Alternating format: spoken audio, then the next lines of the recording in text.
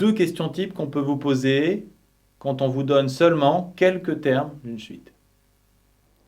On a ici une suite dont on nous donne trois termes, U1 qui vaut 10, U2 qui vaut 30, U3 qui vaut 90, et on nous demande sa nature, c'est-à-dire est-ce qu'elle est arithmétique, géométrique ou aucune des deux.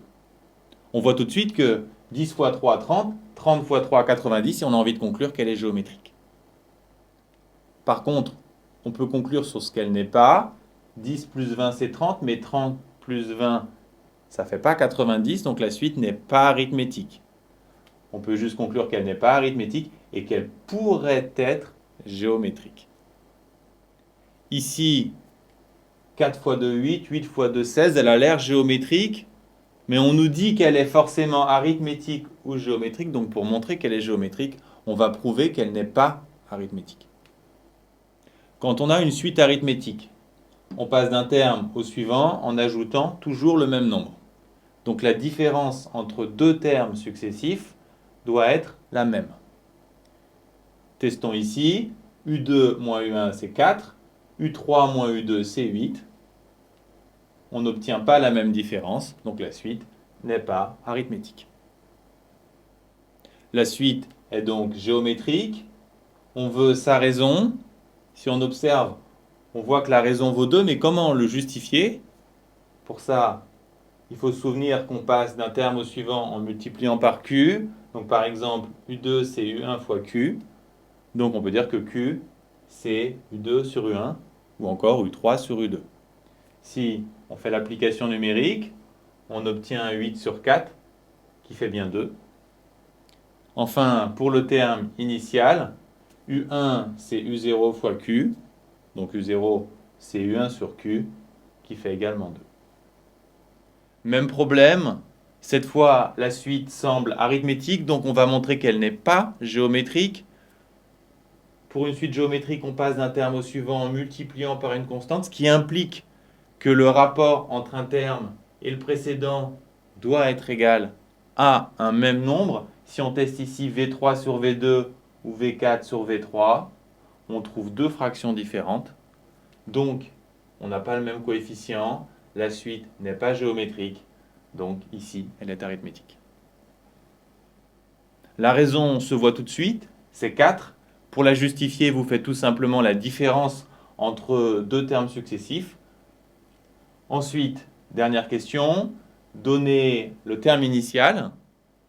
V2, c'est 7. Si on veut remonter, V1, ça va être 7 moins 4, donc 3. Puis ensuite, V0, c'est moins 1. Pour le justifier, le plus simple, c'est d'utiliser la définition explicite de V2. V2, c'est V0 plus 2 fois R. Donc, puisqu'on connaît R, on va en déduire que V0 fait moins 1.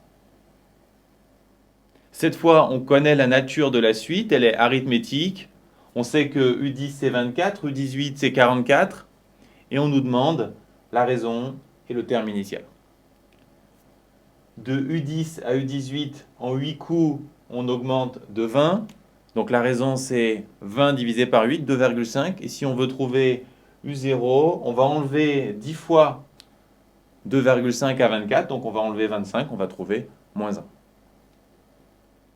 Pour rédiger, il existe une méthode rapide qu'on attend de vous. Elle passe par la définition explicite qu'on va appliquer à U10 et U18. Ça nous donne un système. Il se résout facilement par combinaison linéaire en faisant L2 moins L1. Les U0 vont disparaître. On va avoir la différence entre U18 et U10 qui fait 8R. On va donc ensuite facilement trouver le R qui fait 2,5. Puisqu'on connaît R et U10, on isole U0 et on remplace. On va trouver moins 1. Comment faire quand la suite est géométrique?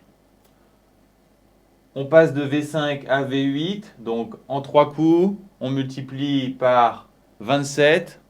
Donc ça veut dire que la raison au cube fait 27, donc la raison vaut 3. Et pour retrouver V0, on divise 5 fois par 3, donc par 3 puissance 5. Maintenant, comment rédiger? On utilise à nouveau la définition explicite, ce qui nous amène à un système, mais cette fois, la résolution est différente. Comment faire pour se débarrasser des V0?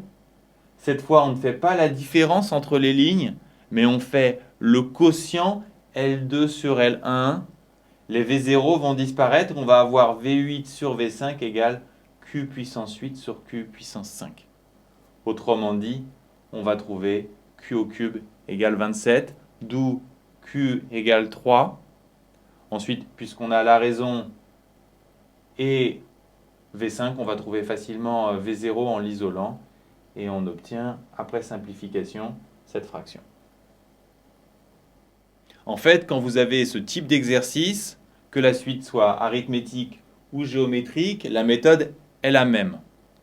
Vous appliquez la définition explicite au terme de la suite, arithmétique, ici, géométrique, là. Et ensuite, pour la suite arithmétique, pour faire disparaître le terme initial, vous faites la différence. Et pour les suites géométriques, vous faites le quotient. Arrivé là, on a fait le plus dur. Il ne reste plus qu'à résoudre les systèmes. On va d'abord trouver la raison. Et avec la raison qu'on va utiliser dans la première ligne, par exemple, on va isoler le terme initial et en déterminer la valeur numérique. Avec les suites géométriques, les calculs sont un peu plus fins à cause des puissances. Il y a une petite subtilité ici, puisque Q puissance 4 égale 1/16 admet deux solutions, 1 demi et moins 1 demi, mais la solution négative doit être exclue, car on vous dit que les termes sont positifs. C'est pour ça que Q fait 1 demi. Une fois que vous avez la raison, vous allez trouver le terme initial. Il suffit de maîtriser les puissances ou votre calculatrice.